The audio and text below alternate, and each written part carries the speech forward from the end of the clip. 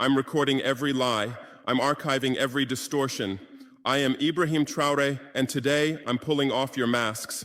Yes, you heard correctly.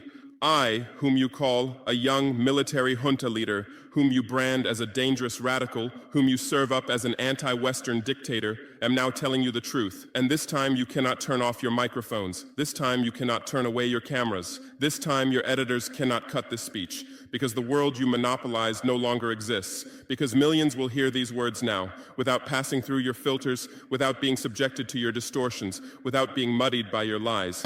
I am 34 years old. Every day of my life, I grew up with your lies. As a child, I would watch Africa on television. Always the same images: children with flies, dry lands, weapons, death. This is Africa, they told us. This is what Africa is.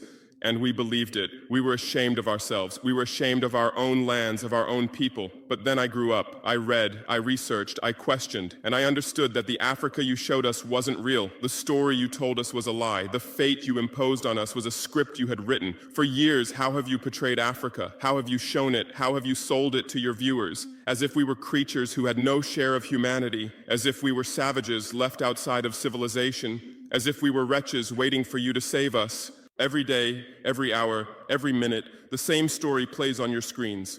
Hunger, war, disease, corruption, terror, chaos.